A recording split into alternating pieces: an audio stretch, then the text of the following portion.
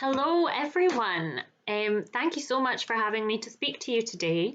My name is Madeleine McGirk. I am joining you from Scotland in the UK today, and my job is that I am the Managing Director of ITAC, which is the International Teaching Artists Collaborative. So I'll tell you all about that and the kind of work that we do in a minute. But before I get into any of that, what I wanted to really say was a big congratulations, well done, thank you for having this conference and this get together. I believe it is Ghana's first ever teaching artist conference, which makes me so happy. And the idea that it was inspired by our ITAC conference in New York is just makes me thrilled. So I'm so pleased it's happening. Well done to Peter for putting this all together, and congratulations to you all for recognising the opportunity that's in front of you and getting together and taking part. I think the opportunity you have in these next few days to really learn from each other, to develop your own skills, and to form a really tight-knit sector in your country is huge. It's something that we're encouraging countries all over the world to participate in, and you guys are really leading the charge. So congratulations. I'm so pleased to see this movement coming out of Ghana. It's great. I just also thought I'd start, but before I get into ITAC and how you can engage with it, to talk a little bit about my background and my practice as a teaching artist too. So what we mean when we say teaching artist is really someone who's an artist, who is talented and who is able to practice art, but is also compelled to use that art to affect social change. So here in the UK, we sometimes call it a participatory artist or a community engagement worker or artist. There's all kinds of titles depending on which country you're in. The one we've settled on is teaching artist. I think that originates in the USA or Australia. But really what it means is just that. It's someone who uses their art to affect the world and to affect a larger social change. And that usually means going beyond just performing into using it as a vehicle to achieve something else. So if you're using arts to encourage literacy or theatre to encourage self-expression, those are the kinds of projects we mean where more than just performing, you're encouraging others to engage and to really use their arts to develop something and to affect social change on a large scale. So my own practice, my background is in theatre and in filmmaking. So I've worked for quite a number of years with young people and theatre, and with young people in deprived areas of Scotland to teach them filmmaking as a vehicle for self-expression and as a means to encourage language learning. So we have a system in Scotland for learning languages, which isn't the most creative at the moment. Things are happening and things are changing, but it's a little dry and maybe a little less exciting for some pupils than we would like it to be.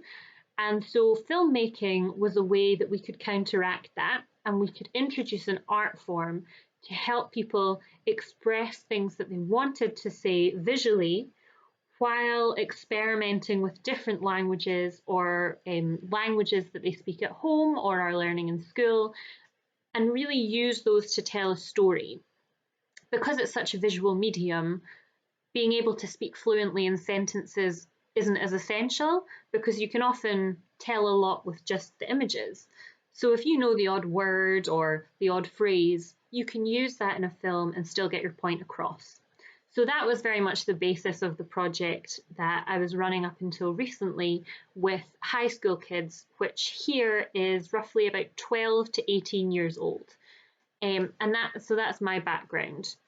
Now I am the managing director of ITAC, which means that I spend all my time working with artists like you who work in community and educational settings to affect social change.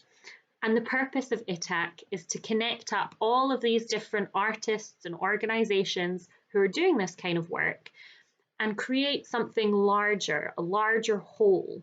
So rather than each of us on our own trying to make little small changes, what if we all teamed up together and focused our energy in that way?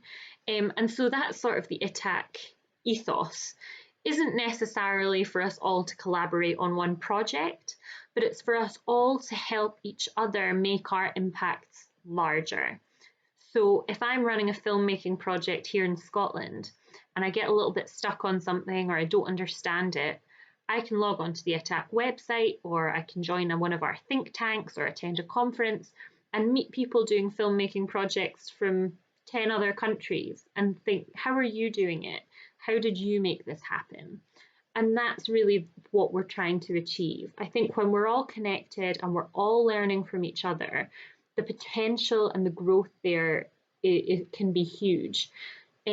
Just now, our network is made up of roughly 650 artists from all around the world. That's more than 28 or 30 countries. And what our activities mainly include are a conference which takes place every 2 years and brings usually about 350 of these artists together from all over the world. Our last one was in New York last year, which Peter watched along online, and I believe has inspired this conference, as I said, which is really exciting to me.